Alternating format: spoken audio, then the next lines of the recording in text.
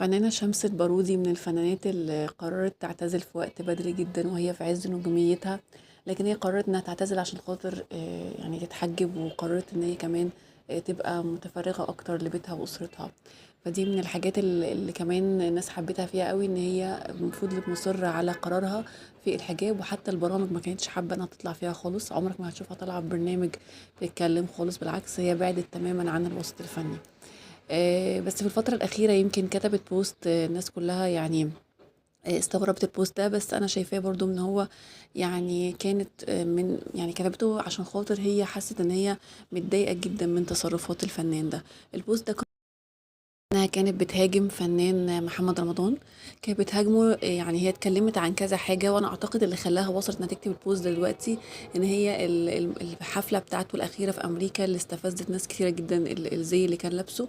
فده اللي خلاها يعني تكتب البوست ده، رغم ان هي اتكلمت عن حاجات تانية كمان، مواقف قديمة زي موقف الطيار وحاجات كده، يعني ممكن تكون حصلت مع محمد رمضان. فاللي هي كأنها بتقول له يعني انت عملت حاجات كتيرة ضايقت الناس، فاللي هو بقى كفاية كده، او حاول انك تحترم جمهورك اكتر من كده.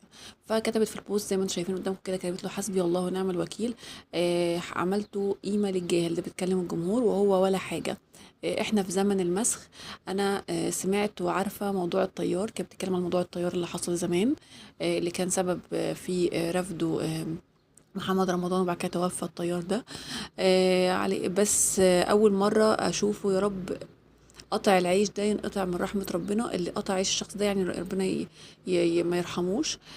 وكل قرش سحت يحاسب. وبدأت تتكلم عن الفلوس اللي هو بيجمعها، حاول انك انت تجمعها بشكل حلال، يعني ان انت ممكن تكون دي فيها حرمانية.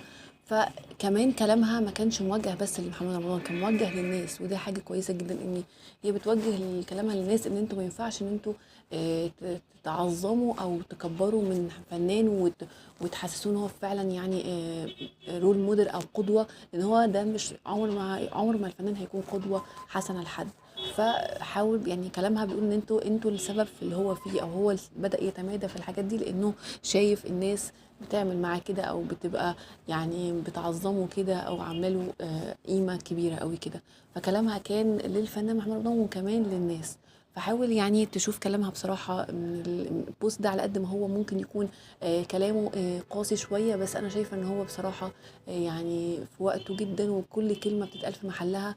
ومش بس محمد رمضان هو المفروض كمان ان هو يوقف اللي هو بيعمله، لا كمان المفروض الناس والجمهور بتاعه يوقفوا اللي هم بيعملوه، ويوقفوا فعلا دعمه، لان انت كده لما بتقعد تدعمه هو بيزيد فيها وبيحس ان هو خلاص اللي بيعمله ده صح. فلا، المفروض ان احنا كجمهور فعلا، او جمهور طب محمد رمضان تحديدا،